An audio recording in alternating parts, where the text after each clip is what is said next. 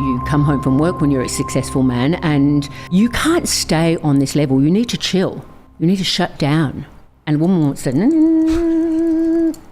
why am I doing all this stuff? I've got to do all this. I've been at work all day. Your systems are different. Louanne Ward is one of Australia's top matchmakers. Dating in the 30s. What is it that makes a younger man interested in an older woman? A rich man more likely to get cheated on. A successful man, how many hours is he working? He's not working 9 to 5, Monday to Friday, and coming home at 5:30. He has a lot of stress. You find some women, they fall in love more with the potential of the man. Oh, totally. If only he does things the way that I do them, if he could be more like me, he would be perfect. If he was different, he would be perfect. Why are men scared of commitment?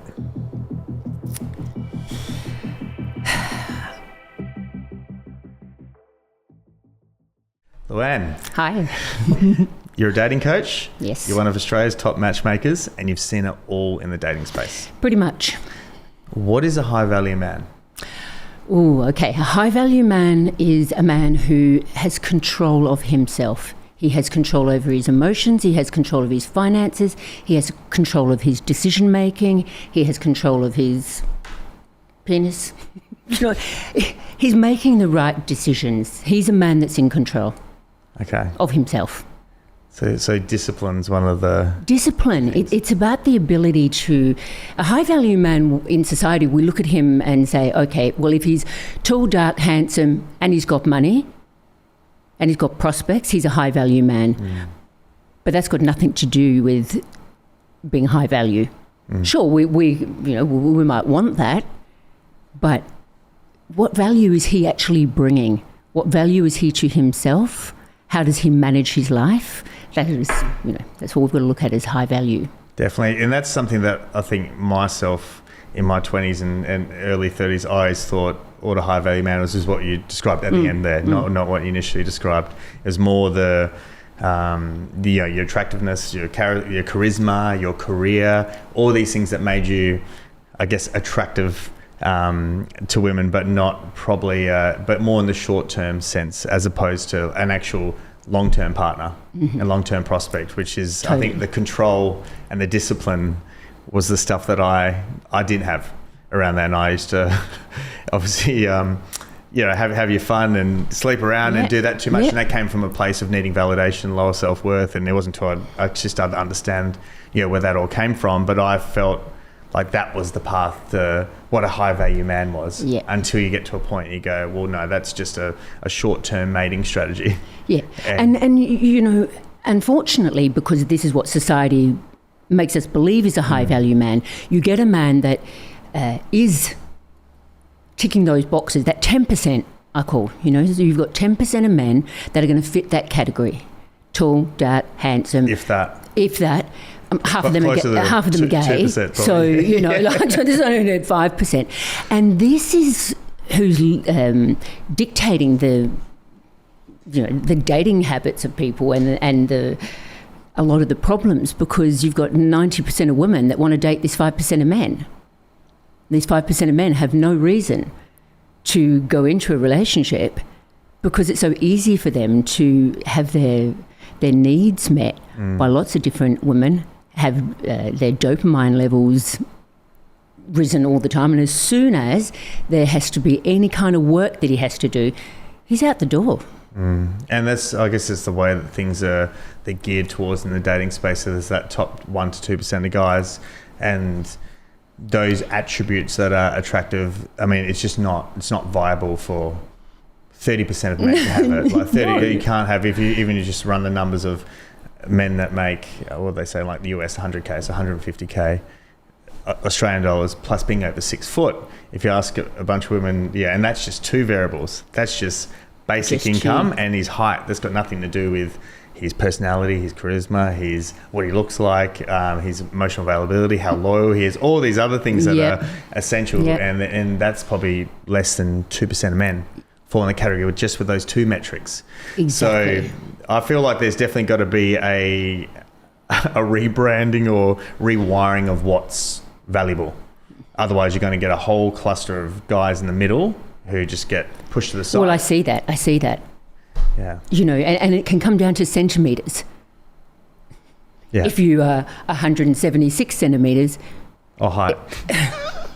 it's different than if you're 186 centimetres. Yeah. Do you know what I mean? Yeah. Well, we don't talk about the centimetres in other places and the inches because, that's the reality. And this is how superficial life is becoming. And certainly when you talk about relationships, because it's got to be one of the most important decisions that you make, because it's, especially if you want to have a family, because you're not putting those children back where they came from. So, you've got to choose your mate really, really wisely. And if your baseline is the criteria that's set for such a small percentage of of men, like, how are you going to achieve that? Definitely. What do you find lowers a man's value? What lowers a man's value is that he's got no drive. He's got no ambition. Now, ambition and drive is not always associated to his career prospects. So let's just put that, to one side. He's got to have a plan. If he's got no plan, like, what is your plan? What's your plan now and what's your plan moving forward? How do you manage your life? How do you manage your house? How do you manage your finances? How do you manage your health? What lowers his value is not looking after himself. He's eating the wrong foods. He's, overindulging in everything from food, alcohol, porn, drugs. This lowers his value a lot.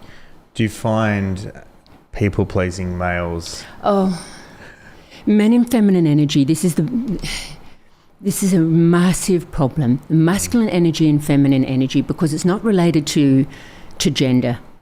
We're androgynous. We have masculine and feminine. And what happens, you have a lot of masculine women. And I don't mean physically masculine. I mean in masculine energy. They're powerful. They're doing things for themselves. I don't need a man. That 5-word mantra. And so men are subordinating in an unhealthy way. And when a woman is really powerful like that, what does a man do?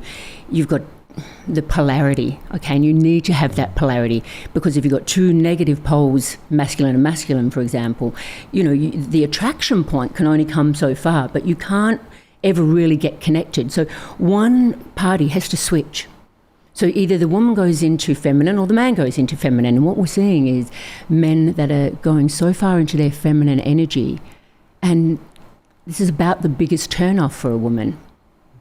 Massively. And it's something I've found, there's that and the opposite as well, where I've got a lot of female clients or friends, and I've spoken to them, and they do very well. They're very driven. They're very hyper masculine in terms of how they're almost trying to be what they want their man to be. Of course. And this hyper driven, hyper successful, chasing money, and they're intelligent.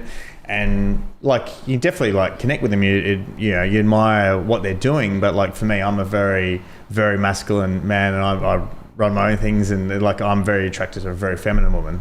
And I say that to them, that it's they want a guy who's masculine. These often hyper masculine women want a guy who's very masculine. He's very successful, I often hear that they feel when they meet that guy, then they'll soften up and go into their feminine. It doesn't work that way. As you know, it doesn't work that way. And really, the things that women care about in a relationship and how they would choose a partner are completely different to what a man would care about. Most men I know that, sure, they want a woman that they can have a conversation with, and she's got energy. They like the woman's vibe, playfulness, softness. They don't really care if she's a doctor, a lawyer, or a shop assistant. It doesn't matter as long as she's happy in herself. She brings in peace. She's not overly critical and demanding, and he doesn't care about those things that she's displaying, going, hey, well, look what a good catch I am, because I'm all the things that I want you to be. Exactly right. And being I find as a guy, running businesses and things like that, it's so tough, and everything's just combat. When you're with your work life, you want to come home. You don't want combativeness at home. And I think it's not like where you want someone that can call you out on your shit. Of course. Not a absolute. And I think a lot of some women get confused with thinking it's like, oh, guys just want pushovers that just do whatever they tell. No, a higher value guy will want a woman to call him out on his bullshit. But still, they don't just want unnecessary conflict and combat. And competition. Yeah. It becomes competitive. So if you've achieved something and the woman perceives that what she's achieved is, represents more value than what you've just achieved, this just creates a competition as well. And you're going to have clashes. And why would you want to clash in a relationship? Relationships are there to make us grow. Of course they're there to make us grow. So you do want a woman that's able to communicate with you and bring you back when you've, gone off somewhere and call you out on your shit, 100%. But that doesn't mean that there's a space where there's bitterness. Well, I've been working just as hard as what you have and you need to do this for me, because we've got to understand how, men's brains are wired and women's brains are wired, and our, testosterone, estrogen, these have a play in a relationship and they have a place in a relationship as well. And we've got to understand how men go from their workspace. Okay, you come home from work when you're a successful man and you can't stay on this level. You need to chill. You need to shut down. And a woman wants to, why am I doing all this stuff? I've got to do all this. I've been at work all day. Your systems are different. And people they don't learn about that. How can I serve in my relationship? How can I make this relationship better? How can I get what I want by giving him what he wants? Because how can we collaborate in this relationship? Definitely. I have this discussion with most of my mates are all married with kids. I haven't got a family. Okay. So, but I've got a very heavy workload with my career and business, and a lot of my role demands me to be very, very present and very alert, and I can't come to work a bit tired and that sort of stuff. So I say to my married mates with kids, they all tell me the same thing. I said, when my time comes, when I have a family, which I do want to have one, I would be like, if my partner obviously wasn't working and I had to be in my office at 6:30 in the morning, I probably wouldn't want to be doing 50-50 handovers with the kids during the nights midweek when I've got to be at work at 6:30 and be highly engaged. And they all say the same thing. They go, laugh at me and go, good luck when that happens. Okay. Ryan, this is such a, and we can have a little smile about it, but this is such an important topic for couples to discuss. If you choose your partner and you know who they are and how they are, and if you're a successful, driven man and you are achieving your goals, and this is who you are and this is what you're doing, if the woman that you choose doesn't understand that about you, then you two shouldn't think about bringing children into the world. Because why would you, hey, this is who I am and this is where I'm going. Do you support that? Are you okay with that? Because having a family doesn't mean that I'm going to stop going where I'm going. And if I'm going over here, the person that you choose has to be right for you now, and it has to be right for you in the future, without the expectation that now you have to show up as a different person and put in and change the tack that you're on, change the path that you're on. You should be able to stay on the path that you're on and bring children into the world and have an amazing family life, but not with an unrealistic expectation that all of a sudden you're going to be, Mr. Mum half the time. It's not. If that's not what you're signing up for, that's not what you're signing up for. And it would create like an enormous amount of resentment. And I would get very, and I would be someone that, I really would want to be a dad, but I think it's about having that. And the pattern I find with a lot of these guys, they're not great communicators of, their expectations and what they want, and their boundaries are wishy-washy as well. So they don't, and I say this to them and they go, good luck, wait till you have kids and see how you go. Totally, but their boundaries were always wishy-washy. Yeah. Okay, because they weren't clear and they didn't communicate that, hey, this is who I am, this is the path I'm on, this is where I'm going. is that going to be good for you if we had children? Because it's not going to change for me. This is who I am at my core. And women, and we can joke about it, spend their whole relationship trying to change the man. Men, they go into a relationship thinking, oh, please don't change, because they fall in love with a woman for who she is. And then all of a sudden, there's an expectation for you to change and do things the way that she does them because that's the right way, right? Do you find some women, they fall in love more with the potential of the man? Oh, totally. But if only he does things the way that I do them, if he could be more like me, he would be perfect. If he was different, he would be perfect. They're setting themselves up for failure, though. He's already failed. And this is the important conversation that people need to have with each other when they're dating. What does parenting look like to you? What does finance look to you? Look like to you? How do you manage your money? How do you manage your spare time? How do you manage your health? What do all these things mean to you? And if we're not having these important conversations and we're choosing a partner and hoping that it's going to grow and flourish and be healthy, how can it? If you haven't even asked the important questions, what do you expect of me as a father, as a mother? And if that's not right for the person, they need to make that decision that, look, that's not aligned to who I am. That's not going to work for me, babe. Well, that's who I am. And if she can't handle that or he can't handle that, next. Yeah, I think a lot of it comes down to self-awareness, and most people haven't gone to that place to understand themselves at a level and then meet someone who understands themselves at a level, and then they just get together and try and figure it out. And then, well, we know that you can only attract at the level that you're on. Okay, you can't, the frequency that you're on is the frequency that you're on, and that's your point of attraction. You've got to be on the same channel to even notice each other, to even hear the broadcast. So often what happens is you have that point of attraction, and one person starts growing. One person starts working on self-development, and their energy rises, their frequency rises, and they've got to either come down to their partner's level or their partner's got to come up to their level. You have to have people that are progressively growing at a similar pace and are committed to bettering the relationship, to bettering themselves, because you can have it all, right? Not that it's not going to be without challenges, but you can have an amazing relationship. That doesn't come without work. If we don't work at it, you didn't get a physique like you have from sitting around thinking about it and reading a book. You have to make an action to get like that, right? Definitely. You've spent a lot of time working with wealthy men. Mm-hmm. Are rich men more likely to get cheated on?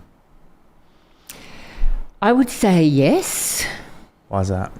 Because a woman wants to have her emotional needs met, okay? And I don't want to stereotype. I'm talking about, a macro, not a micro, okay? Because there's always exceptions to the rule. When a woman's emotional needs aren't met, she wants to go and have those needs met.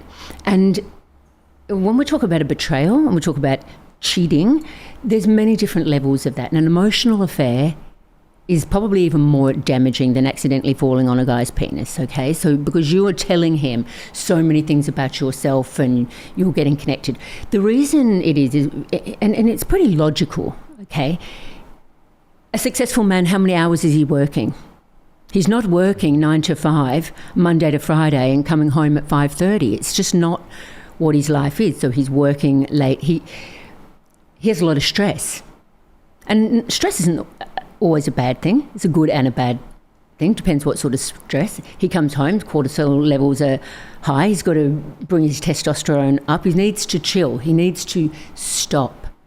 And a woman will be talking to him. He's not present in the conversation. She feels unheard, unappreciated. Her voids aren't being filled. Her values aren't being accounted for. And she's looking for that to happen, and it only takes a period of time that condition has gone on for, and she will start looking elsewhere, even if she's not consciously looking elsewhere. A man will start paying her attention, giving her compliments. She feels undervalued, underappreciated. She's got a man that's appreciating her, and yeah. How often is it the PT? How often is what? Is it the PT? Yeah. Yeah, of course. How often is it the PT? It's quite often. And how often is it the secretary for the man? Absolutely. She knows him. She understands him. She subordinates to him. She takes direction from him. She supports him. In the workplace, yeah. It's massively. cliche, but you've seen it happen. Absolutely. I mean, I could sit here until next month telling you, giving you examples and telling you stories about that. I feel as well like with guys, wealthier guys, obviously, as you said, they're going to work a lot more. So they're going to be a woman who values emotional intimacy, won't be attracted as much to him as opposed to they're going to attract more women who want financial intimacy.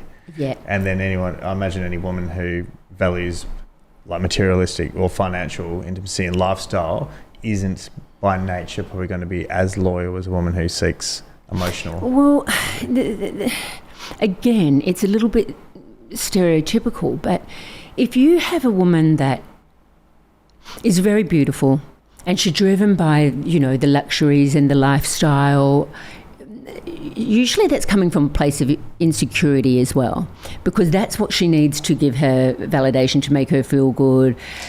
And they're often big social media users. They want that validation from other people, from other men. And they're getting that validation because of the way they look.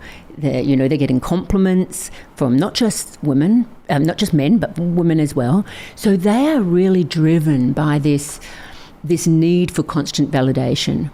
And they're going to get that outside of the relationship. All women want some emotional connection, and they're going to blame you if they're not getting that emotional connection. But what they don't realise is that if they didn't get it from you in this section of the relationship, in the beginning, what you're giving in the beginning is about the best that a woman's going to get. He's not going to get better than this, because he's putting his best foot forward, because he wants to hunt you. He wants to capture you. If it's not right in those stages, don't have an unrealistic expectation that it's all of a sudden going to get better. And certainly don't blame him for not being who you need him to be, because you chose him. What would be your advice for a successful, busy man to find a good partner? Okay. Look at her trauma. Look at her childhood trauma. Has she worked on that? Because I think that the one question that we all need to ask ourselves before we go into a relationship is, how are my personal insecurities going to ruin this relationship? How am I going to ruin this relationship? I know that I don't have this many hours to put into a relationship. So if you're going to choose a woman that's insecure, this will go very poorly for you. So you want to choose a woman. If it's a successful man, he needs to choose a woman that is secure, has worked on her shit, has done, has put in the time, has a good network of friends. You need to choose a woman that has a life, that's happy, that knows how to fill her own bucket, that's okay to go on a holiday with, by herself, with her friends, that it's okay for her to do things without her partner. She can't fill he can't fill all of her needs. And he needs to choose very, very wisely a level of independence, that she's not sitting at home waiting for him, getting cranky because he said he'd be home at 6 and he's stuck in a meeting that he hasn't been able to get out of, and it's now 6:30 and she's furious. She can't regulate her emotions around this. This is going to be very painful for him. Why do women cheat? Why do they cheat? Women cheat because a man's not filling their needs. And a man cheats for exactly the same reason. I was going to ask, why does a man Exactly cheat? the same reason. Whatever needs we're not getting filled, we're going to look to get those filled. We're human. Our brains are going to start searching for anything to fill our voids. And that's what we're going to do. And if we're not clever enough to recognise the signs and to communicate properly, all relationships will end by someone being hurt. Do you feel men or women are more likely to? Well, stats are actually showing that women are more likely to cheat, believe it or not. Why do you think that is? They don't have as big a fear of failure around a relationship as what a man does. Now, I don't hear men say, oh, the relationship didn't work out, we were just on different paths. Men will explain the breakdown of our relationship failed. This is not the narrative that women use. Men will look at the breakdown of a relationship as a personal failure to them. Okay, so I have failed, the relationship has failed, I've done something wrong, didn't matter what I did.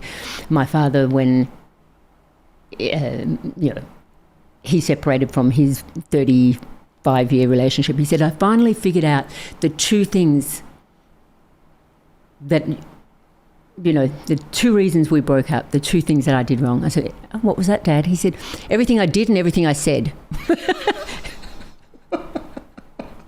He was right. Yeah, he was right. Everything I did and everything I said, they're the two things that broke the relationship. So, yeah. Women don't look at a breakdown as a relationship as a personal failure to themselves. And a man will stay in a very unhappy relationship and wait for the woman to end it. I see it all the time. I totally agree. I find, or they'll sabotage in certain ways because they don't have the balls to actually end it themselves, and they'll start they'll just hang in there, or they'll start doing behaviour to literally sabotage. People use cheating as an exit strategy because they don't know any other exit strategy. They can't, so they know that, okay, they're never going to forgive me for this. So, and I think a lot of the time it's not actually a conscious betrayal. It's not that they consciously think, right, how can I get out of this? Yeah, I think I'll go and have sex with somebody else. But the brain will find a way to solve a problem. We are wired for survival. We are going to find a solution to a problem. And if the problem is I'm dreadfully unhappy and I need to get out, the brain will start lining you up with ways that you can get out. It's amazing because those ways are going to cause so much more damage than if you just had the ball. But it is like, and a lot of guys, I think, are consciously aware that they're not in a good relationship, but they don't. I see it all the time, and they're guys that they could easily move on to another relationship and they'd be fine. It's not like they're just punching well above what they should, and they're in this amazing. It's like things aren't good. They can definitely rebuild themselves and move on, but you just look at them and go, they're just too cowardly to end it, and then they just engage in behaviour to literally like sabotage, and they subconsciously like trying to get caught out. Exactly, and then that causes more trauma, and so the woman goes into the next relationship wanting a man to pay for the mistakes in the last relationship. And men are tired of paying for the mistakes of other men as well. So what we've got is an issue of people not working at the front end of the relationship. I say to people, this is where you need to do the therapy or the counselling or the coaching or whatever it is, and whatever you want to call it. If you did that at the beginning of the relationship, you would set a healthy foundation for the rest of the relationship. How do we manage conflict? How do we be heard by our partner? What is reasonable, what is unreasonable? And what happens is in the early stages of relationship, people say, no, I don't like that, and they end the relationship. It's like, well, that's brainy, because you can get rid of that person, but you're not going to get rid of the issues. They're just going to present in the next person, same, similar, or different way, but they're always going to be there. So choose the person, make the decision, because that's what a relationship is. Don't think that, the love fairy is going to wave a magic wand and go, this is your soulmate. And when people start feeling sorry for themselves, they keep attracting the same person. Of course they do. There's one common denominator. You are the common denominator. If you don't change something, then how you... Yeah, we all know that. People don't want to own their own shit.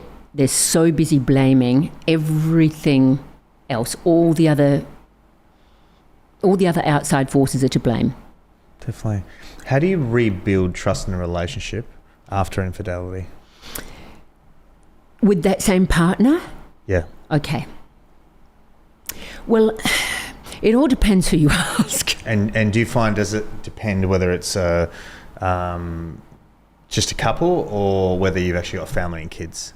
And does that change the... Well, I think that the commitment to wanting to have the relationship has to be there. And it depends on what sort of betrayal it is, because a long-term betrayal is different than a accidental cheating. So I believe there's different levels, and some levels are very hard to come back from. So if your partner has been having an ongoing affair for several years and you find out about that,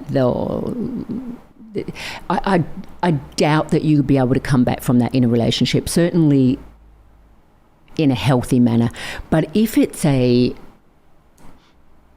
indiscretion and the person is honest about it, I think if you have been unfaithful, you have to go to your partner and share that information.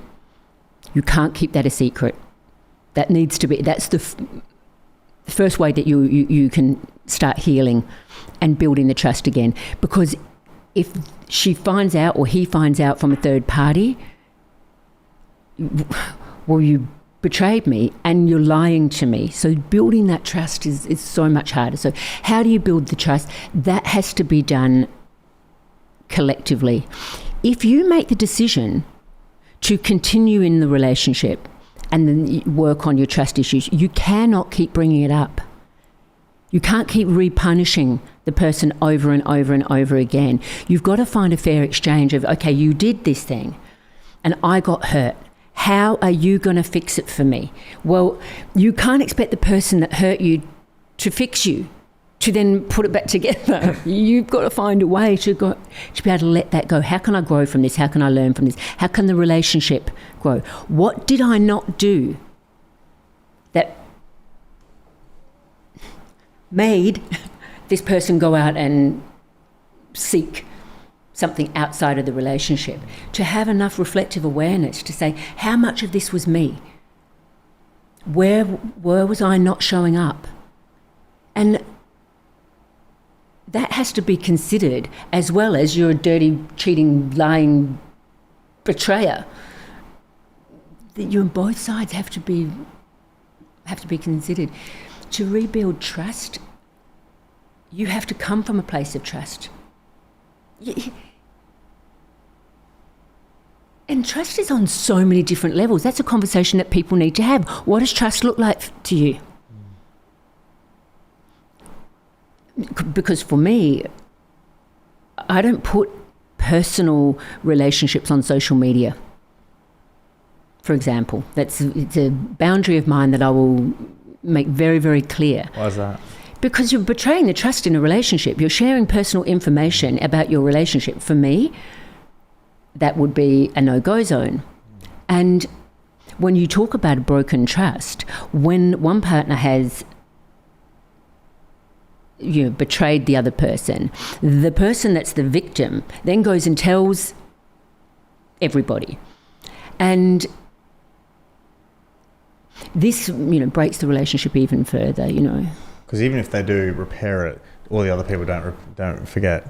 Whether it's their parents, their girlfriends, their 100%. The guy's mates. They could, I think it's very important, even if there isn't, in general, even if there isn't an indiscretion in the relationship, sometimes people, whether it's male or female, they'll go have a bitch about their partner and they tell, whether it's their family or friends, things that they probably don't need to.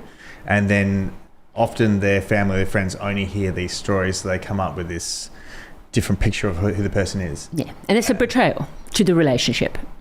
It is. When you are talking about the ins and outs of he did this and he did this and he did this. And our friends are the worst people to tell that to, because they're going to give us the worst advice ever, because they love us and they're only seeing a one-sided perception. So of course they're going to side with you and say, oh my God, he shouldn't do that, or she shouldn't do that, and but you deserve better than that. And it causes issues. And they'll give advice they'll never take themselves. Oh, totally. I've been given some amazing advice from friends where it definitely hasn't been reciprocated in their own lives. What are just pivoting towards more dating? When you're starting off in the early stages of dating, what are some red flags to look for? Well, I think the whole concept of red flags is the red flag, to be honest with you. We are no longer dating and looking for the person's healthy traits, the healthy things about them that we like. We're honing in on all these things that this person is doing or not doing that we don't like, and we're calling them red flags. It's like, I'm sorry, your red flag is a red flag. How about we start going, what is it I'm bringing to the table? Am I expecting the person to bring more than what I'm bringing? What am I bringing? What are they bringing? Is this complementary to the relationship? We're going to look at the obvious discrepancies. Is he showing up for me? Is he consistent? Is she consistent? Are we playing games with each other? I mean, mating is a game, and people have got to understand, if you're not good at the mating game, you're not going to get into a relationship. And the early phases is a massive game. It's a massive until it game. becomes more established. Exactly. That's a different game. But it's about being able to communicate what it is that you need and showing people how to treat you.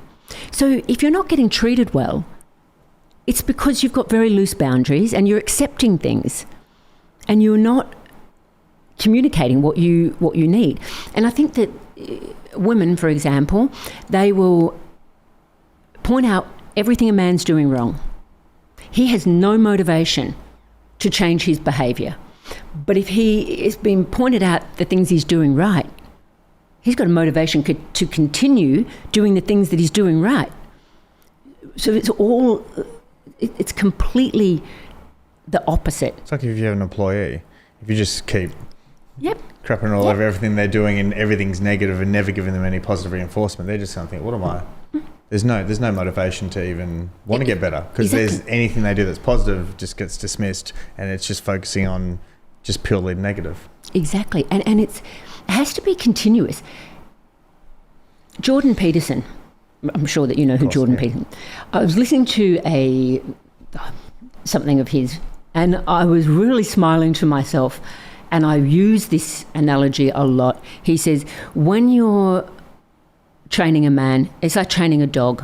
Men are like dogs, okay? You need to be very literal with what you need. If you're telling that dog off all the time, the dog's got no concept to know what did I do. If you say sit, the dog sits, you go, oh, you're a good boy. Positive validation. Now the dog knows how to sit, and whenever you tell it to sit, you still say, good dog. But what happens when you're training a man, and I say to a woman, you're going to have to train him. Well, I don't want to train a man. He should know. Should be a mind reader. I'm like, well, he's been trained by his mother. Okay, so his early programming, you've got to retrain him unless you want exactly the same things as as his parents' relationship, because that's who he's been trained by. And a lot of mothers aren't grooming their sons to be the men that they would want to be attracted to. Necessarily, you know what I mean? They're grooming them to be like just good, nice men, not the. Yep, be a nice guy. Unfortunately, nice guys don't have to come last, but they've got to understand where to use their confidence and charisma, and where to draw a boundary themselves. Nice guys have got very loose boundaries. It's a problem. Why are men scared of commitment?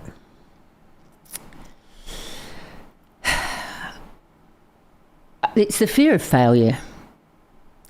It's the fear of failure. Again, you want me to say that again? It's a fear of failure. They don't want to commit because, okay, if this doesn't work, she's going to take half my money. I'm going to have to start again. I'm going to have if I have a kid with her, then, I'm going to have to be paying for that for the rest of my life. Easier to stay single, get my needs met, or just have those nice early phases of the relationship where, that 2 months, 3 months. A lot of men aren't afraid to commit. They're afraid to get it wrong. They're afraid to be blamed for things that they have no control over. They don't have control over your emotions. It's, well, yes, you did, because if you did everything right, then I wouldn't be upset. Exactly right. No, I definitely agree. I think men are very fearful of emotionally and financially getting wrecked.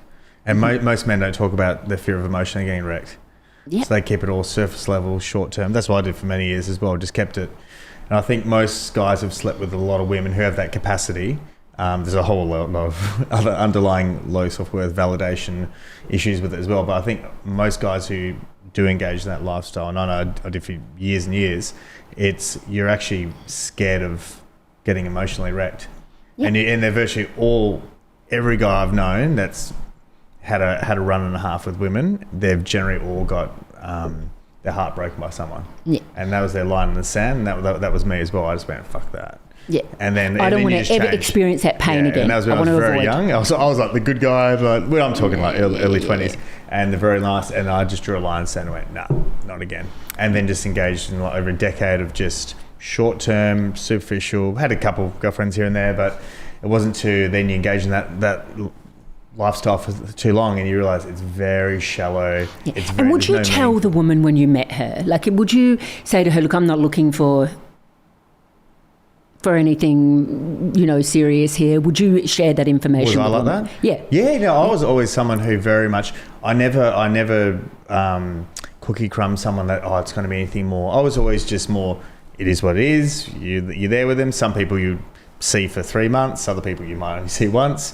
And it was that was one thing with me, I never led someone down a path thinking it's going to be more so than you would tell them, you would physically tell them, hey, I'm not really interested in a relationship. I like hanging out with you, good company. This is, Back then? Yeah. Back then, I wouldn't say that in advance, but I wouldn't do anything to make them think it's going to go into anything serious. And if it ever did hit that point and they ever communicated, I would let them know straight away. Yeah. So back then, I'd say I wasn't someone who, I didn't say that to them off the bat, but I felt like I didn't conduct myself in a way that absolutely. They would feel like and you broke a lot of hearts along the way, because a lot of women had expectations that you could be the one for them.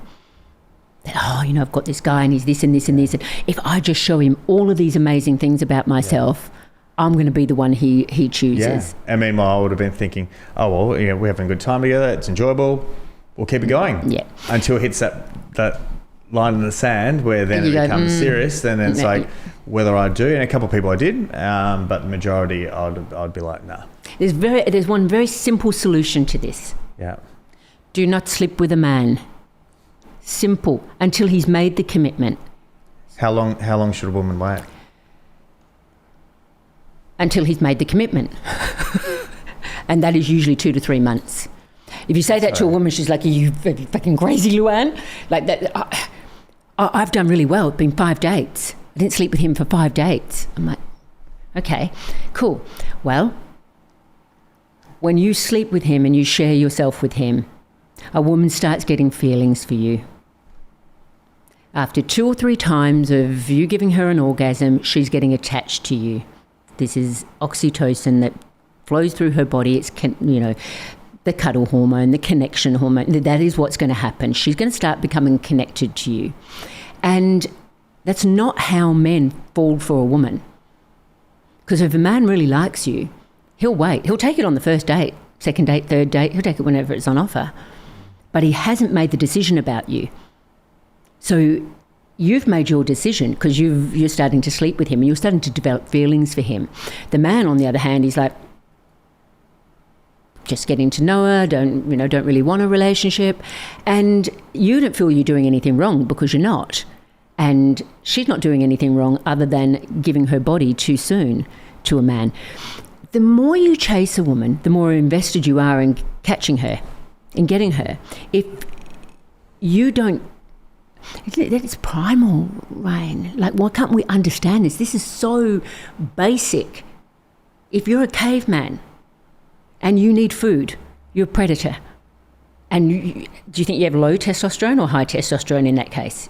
I need food. I need to bring it back to the cave people. We need to eat. So you go out and you've got very high adrenaline, high testosterone. You really want that kill.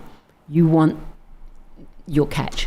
You get the beast and you bring it back to the cave and you all eat. You're not going, right, okay, got to get out and go and find another beast now. You've already got a beast that's going to last you for 4 days.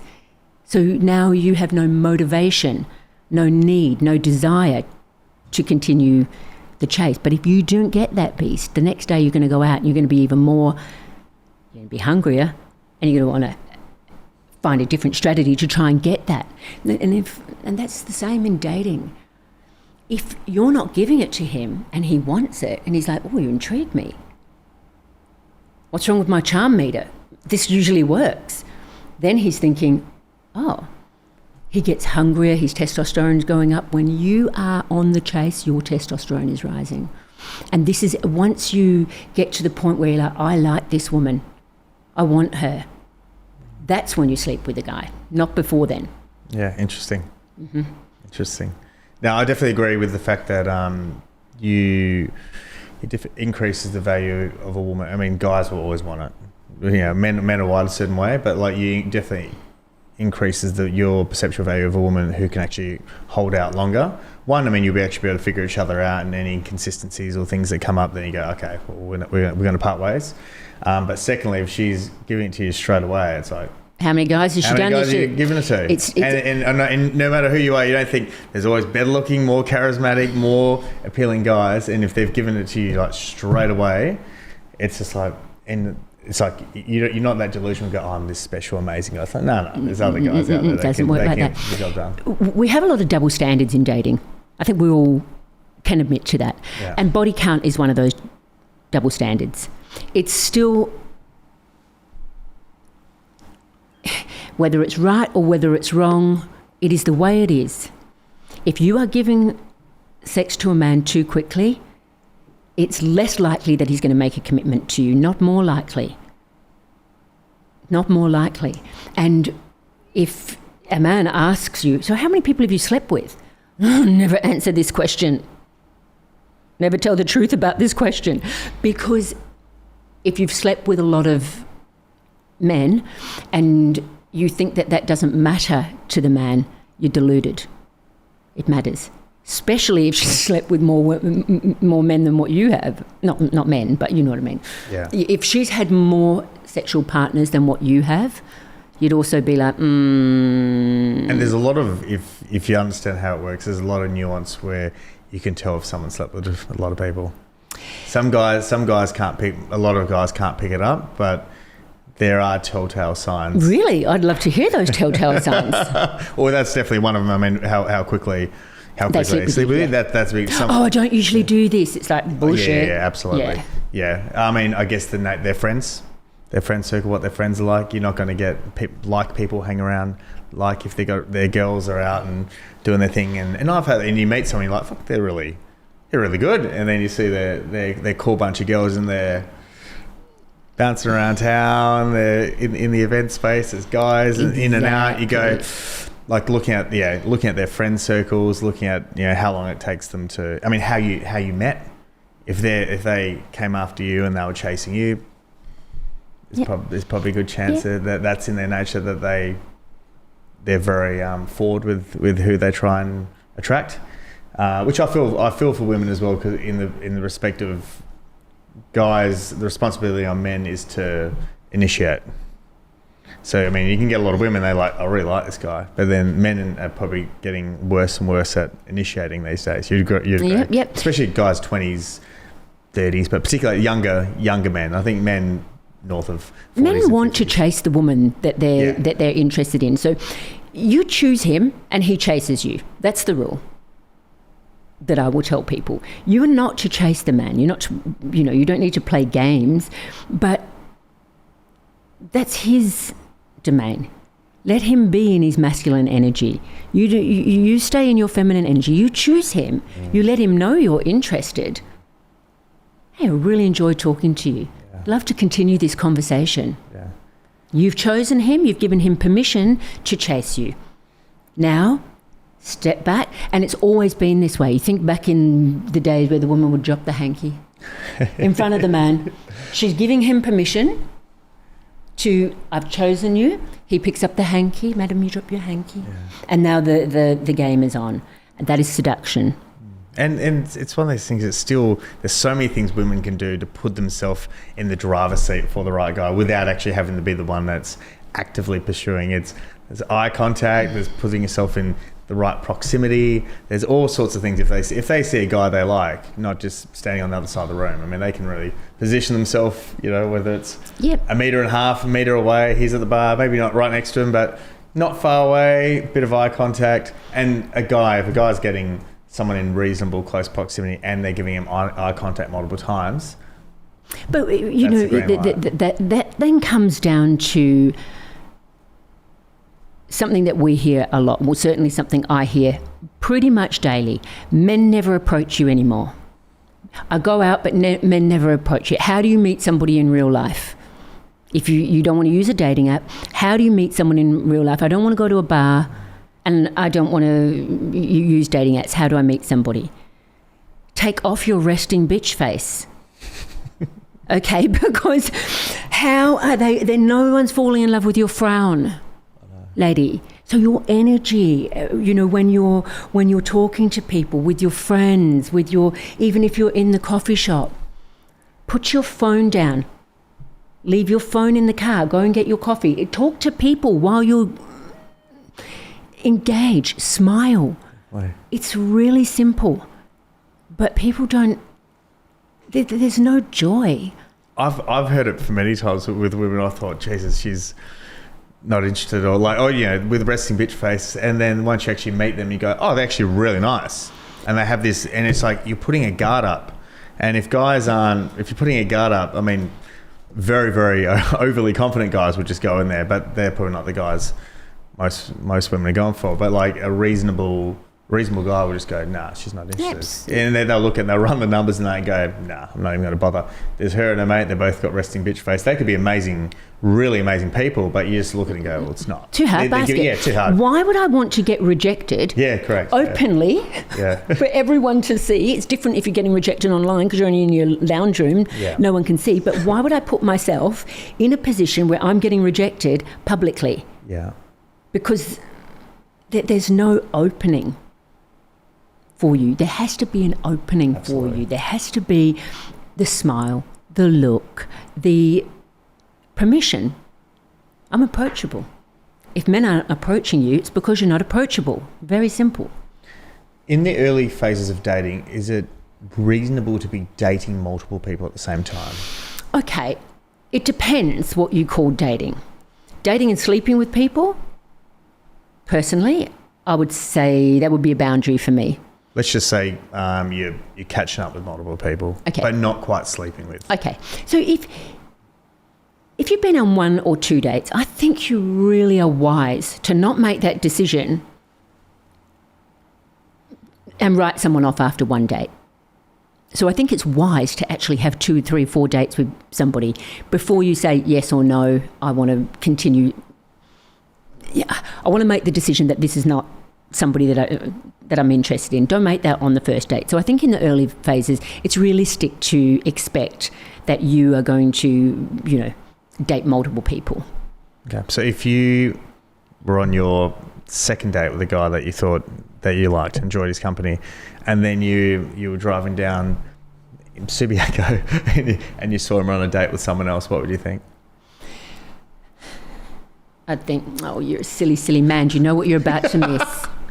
You silly, silly man. Yeah, exactly right. And that's the hard part of it. It's almost like it's we don't really owe each other. We're still in that. If it's very early, we don't. That's where it's the heart. We don't owe each other anything. You might not be sleeping with other people, but you're still within your rights that you can meet someone and go, she's amazing. You meet someone else and go, she's actually really good as well. And am I going to forgo her for someone I've been on 2 dates with who's good? Or am I going to at least entertain that with a coffee and start to see where it goes before I start making a decision? Yeah. And then navigating that process of hopefully in that period of time, her friends don't see me with that person, or that person knows me, and there's no thing where it all just blows up. If it's going to, people need to say what they want. Okay, so I was facetiously joking there, but if I'd been out on a couple of dates with a man and I see him with another woman, I'm not going to be surprised about that because he hasn't made up his mind about me yet. And until he makes up his mind about me, why would I want him to only put all his eggs in one basket? He's got to decide. A man's got to decide, you're the woman I want to pursue. You can't make him make that decision. And if he's falling hard and fast for you, I would say be very careful about that, because that's not how men fall for a woman. Now, you can fall in love at first sight, way more likely than a woman falling in love at first sight, because of your vision. You were given better vision than what women were for a start. And that goes right back to biology. Your eyes see further than your ears can hear. So you see something that you like and you go, yeah, I want that. However, for you to make a decision about whether this woman is the woman that I want to pursue, that takes time for you to make that commitment. If a man is doing that straight up and you're getting love bombed, you want to know a red flag, that'd be a red flag. Okay, because it's not how men fall in love. I agree. And most of the good relationships you have with men, we're very at the start very assessing, and it builds a lot over time. It's not all in, oh, she's the one. Like, very rarely would you ever meet someone and they go, she's the one, she's amazing. I go, she's good. Like it. But we'll suss her out of time. But back to your question, I think this is just my wiring, call it toxic or whatever. If I was just started dating someone and I saw her on another date, she's done. That's how I'd roll. Because my thing, and she's well within her rights, I wouldn't get salty over it at all. I'd just go, oh, well, for me, it's like, because I would have been like, well, either I didn't make a good enough, and it just wasn't a strong enough connection, or you weren't. Because I sort of feel with most women, if they go on a date with a guy and they're like, I really like this guy, they're going to want to date him, as opposed to if they're like, oh, he's all right, I'll see what else is out. It's like, nah, so, I'm out. Yeah, this is a big difference. And I think that if a woman can't say to you, hey, look, I kind of saw you with another woman and I'm just really curious about that, because you've got to check. I'm just really curious about that. Look, she's somebody that I had 4 or 5 dates with. Then I've met you and I'm more interested in pursuing you. So I wanted to actually tell her that I wasn't going to pursue her any further. So you have to get the information before you make the decision. But obviously as a matchmaker, when somebody says to me they've been on a date and it's been a great date, and they said, he was great. Yeah, I'm definitely going to see him again. But, I'm not sure, so can I have another match? I'm like, what are you talking about? You've just met somebody you like and you want to meet somebody else. I think that it's wise to put your time, your energy and your effort into one person. Then when you've made the decision it's not the right person, then start looking. But having a plan B before you've even got anything off the ground you're just going to go round and round and round in circles. Definitely. What are good questions to ask on a first date?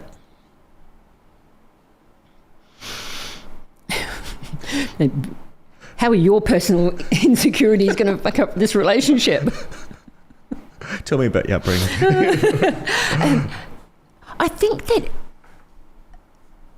people just do it. They go on a job interview. Now, when you say a first date, your concept of a first date and my concept of a first date might be different. An arrangement to meet is very different than a date. Okay, how so?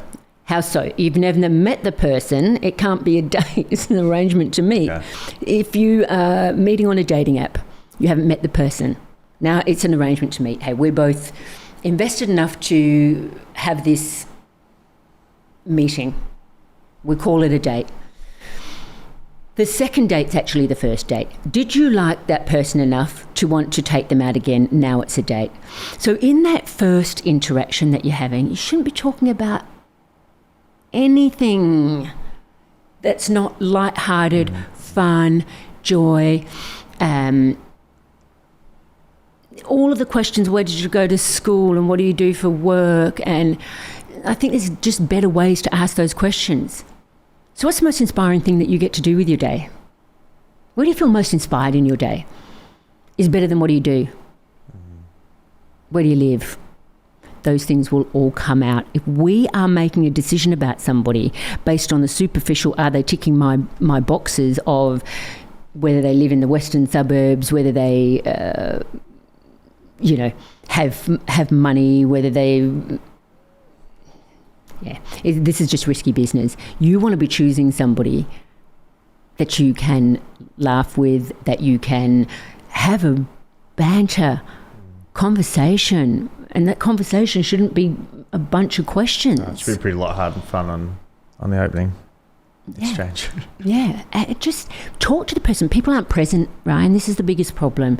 You go on a date, you're trying to find information, you're trying to collect information, rather than just being present, rather than just listening to somebody and enjoying that interaction.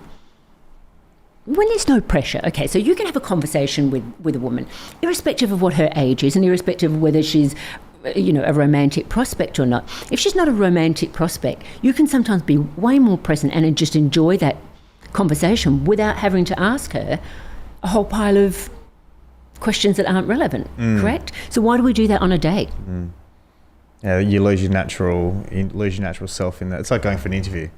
Like someone just doesn't show up as themselves. They show up as a different individual, like what they think they should be showing up as opposed to authentically themselves. And you can't authentically mess yourself up if you just keep showing up as yourself. Mm-hmm. It's interesting. Ghosting.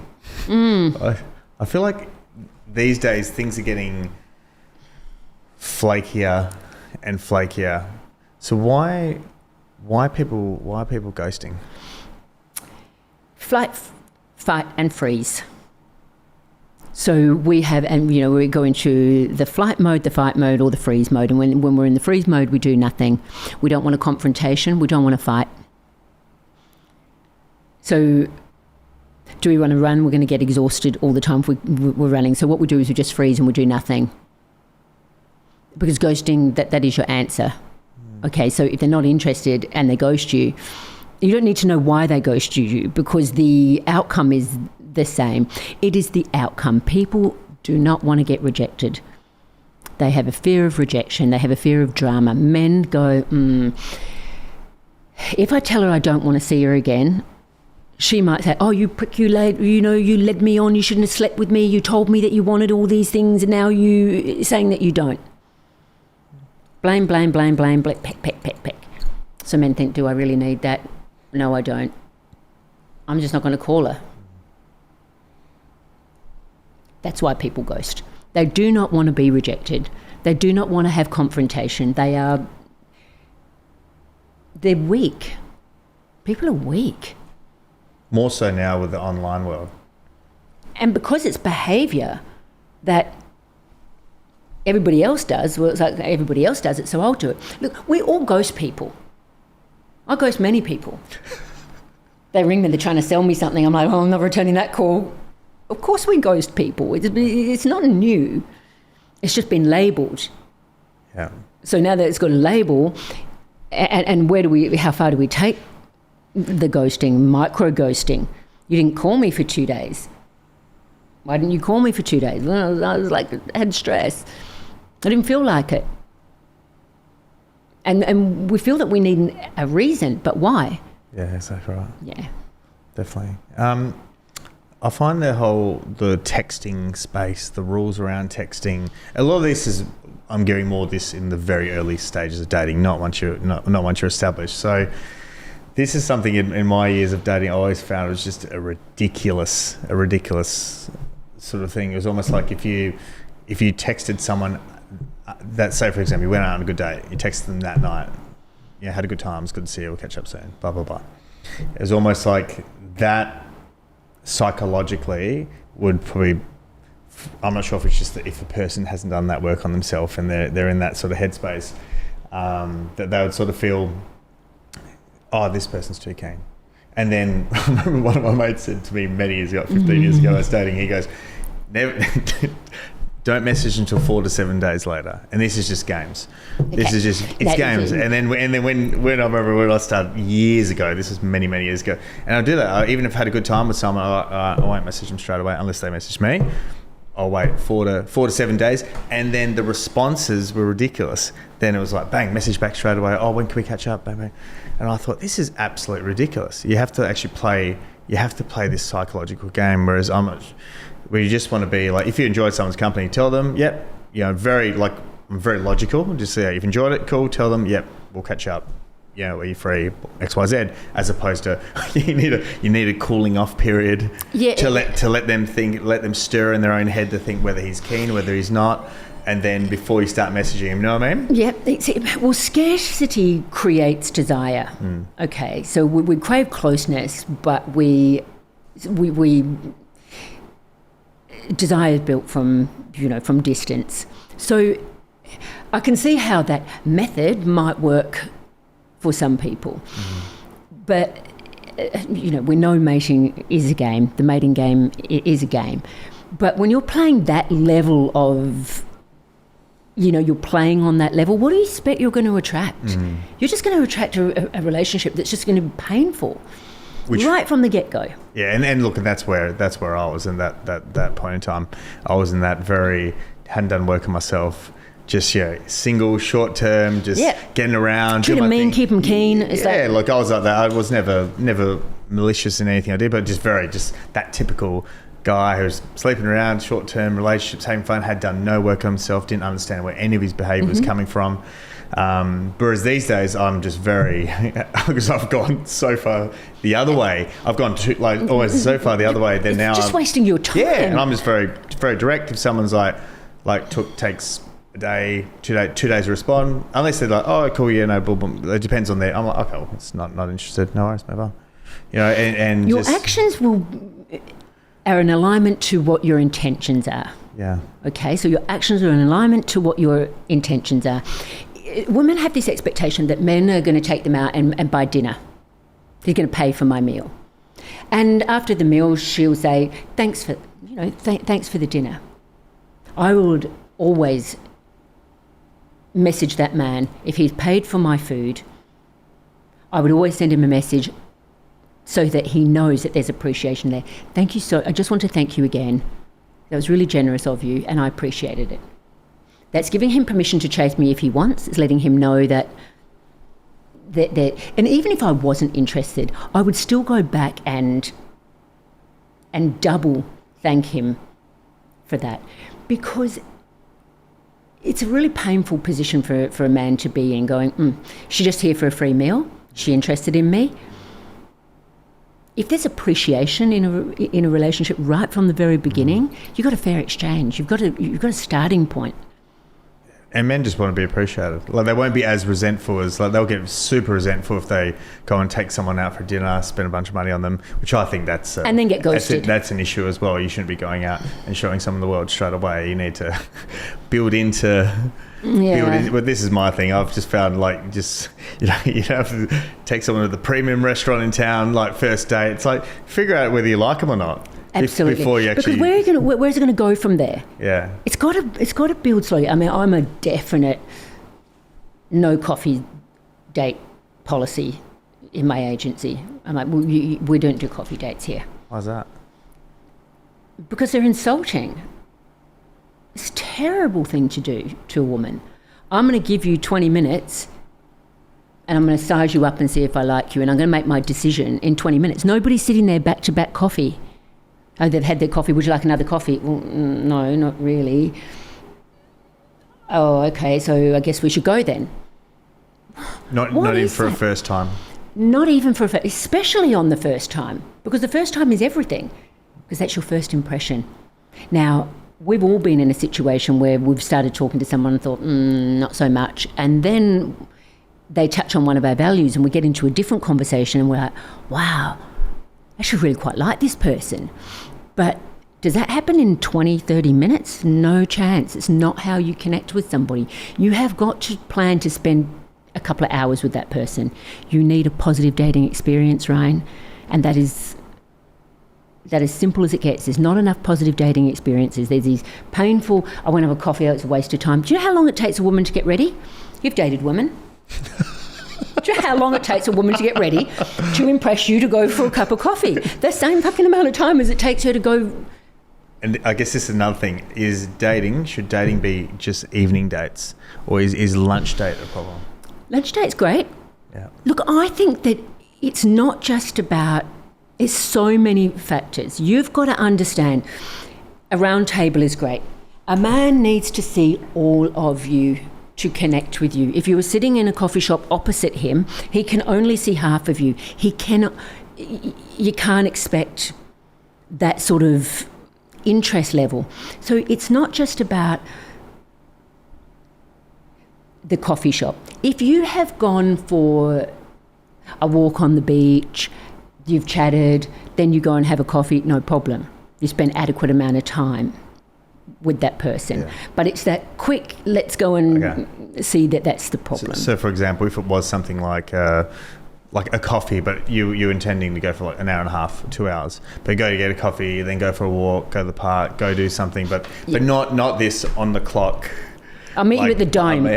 Honestly, the whole thing, if I'm reading clients' feedback and I see that word, I get so charged. I'll be on the phone to them straight away going, are you actually kidding me? You took a woman to the Dome. Well, it was her suggestion. I don't care whether it was her suggestion. It's a no. It's a no Dome go zone. It's just no. Who pays on the first date? The man. If it's a date, don't forget the arrangement to meet is not a date. What about coffee? Look, if the man's too stingy, too tight to pay for your coffee, girl, I would be like, do you know how long it took me to get ready? And you don't want to buy me a coffee? Are you kidding me? Okay. Yeah. So back to the first date, like a man should pay. Should? If we're talking shoulds, if there's an expectation that he's going to pay and he hasn't decided about you. So if it's the first time you were ever meeting him, I feel that there should be an offer that the woman, it is the polite thing to do, to say, can I contribute to this? If the man says no, shut up. It's no, he's got this. Let him be in his masculine power. It's his decision. If a man is in masculine energy, he's going to pay for your date. Definitely. He's going to pay. And I always would. I feel like men should always pay for the first date. And I'm wired that, just me personally, I will always pay for the food, even ongoing. Yep. But for me, it's more the fact that if someone sits there like a statue when the bill comes and they have no appreciation and think you're the bank teller, that's where resentment kicks in. Yep. If someone, for example, I'll still happily always pay, but if someone offers, even if it's just a somewhat empty offer, yep, that's at least appreciated. Yep. And the other thing, like I found like a way that you can feel appreciated as a man is even if you go out and you spend the money on dinner, and you might go for a walk, and often you do, like go get an ice cream. Yeah. And you go get a little ice cream, and then she pays. Let me get that. $15 for the ice cream, and you pay. And I'm like, that's cool. I think for me, it's the intent and the showing that they're just not just sitting there and I think for men don't want to get used, they want to get appreciated. Absolutely. Yeah. And the appreciation starts right from, wow, this is a cool venue. I like it here. Have you eaten here before? What's good? Mm. Letting him be in his masculine power, letting him know that he's just done something right. I like it here. This is good. And that's where the appreciation starts, even before the bill has even been discussed. But if it's your very, very first time you're meeting this person and you have an expectation that he's going to, and so you don't offer, a lot of men will go, do I want to be with a woman that's going to expect this of me.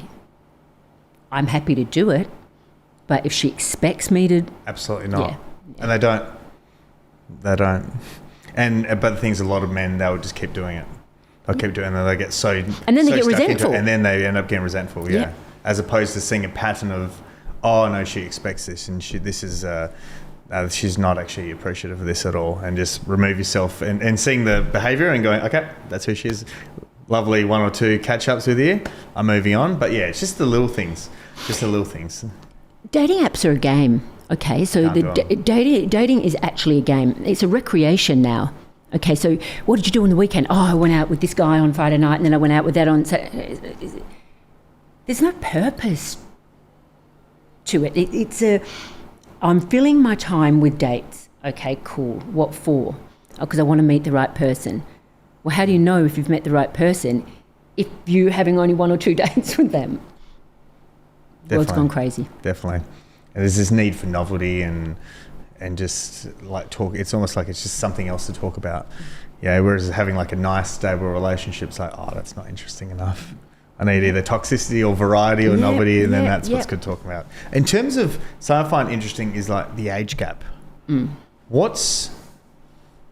Obviously you've dealt with like wealthier men, you'll get a lot of men. What's, I guess, an unhealthy age gap? I think it's more about a stage gap really than an age gap. Okay, so what stage are you at in life? If you are, my husband was 10 years younger than me, but we're at the same sort of stage in life. So if I was at a stage in life where I wanted kids and he didn't want kids, the age gap's a problem. If you're... So it's not necessarily about the age gap. It makes a lot of sense. We're not seeing it as much these days as what we used to, but for a wealthy, successful man, he wants to be the envy of other men. Okay, he's driven by the power, and the power is, and that's not a dirty word. You know, we've turned that into something that we're frowning upon. Oh, he shouldn't want the power. It's like, well, everybody wants power. Like, let's not make any mistake about that. But if you think about where his voids are and what would be the purpose of having a relationship?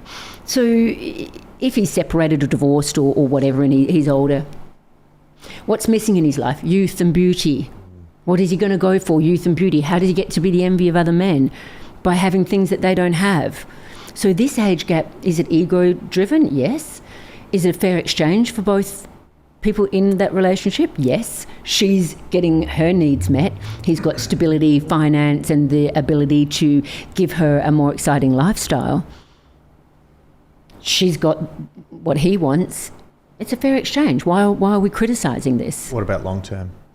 Long term, I think that it's not viable, much more than 10, 12 years. The longevity is not viable. Okay. Yeah, it's one of those things I always, I didn't really understand until I was listening to, Sadiya Khan. We listened to one of the things that she put up once, and it gave me, a bit of perspective. She goes, like, for example, for guys, not older, but say if he's 40s, 45, and he dates a woman who's 24, 23, sort of thing. And then you go, but for her to be seeking a guy that much older, there's obviously says a lot about what she's often attracted to the more, she'll generally have like an absent father or not a strong masculine figure. Then what she's almost attracted to is his maturity and his position. And then once the initial attraction goes, then she'll end up, and that wears off, then she'll go for the guy who's actually more the appropriately aged guy. Yeah. And look, as men get older, their testosterone levels drop, their libido drops, their erections start becoming a problem, and then a woman gets into her 30s, she's starting to become into a sexual prime. Is she going to stay with a man who needs a blue pill to satisfy her? Is she going? There's a whole pile of problems, and I think risk management. When you're making a choice, you look at the risk management in that. Is this going to be helpful to me or hurtful to me in the long run? And if she's choosing a man that's 20 years older, there's some daddy issues there. There is, and there's some childhood trauma that she's trying to fix. And whether that trauma is we had no money and I didn't get treated like the princess that I should be treated like, whether it's I need him to be stable and secure and constantly telling me I'm so beautiful, and because I'm younger, you know, guys in her own age aren't going to appreciate her as much, but guys that are older have got this young, think they're going to appreciate her, they're going to tell her, they're going to validate her. There's problems there. Louanne, that was fun. No, I really appreciate that. We got to go on some fun topics, and we'll have to definitely do this again. Good. I hope so. Definitely. Got to go. Thank you.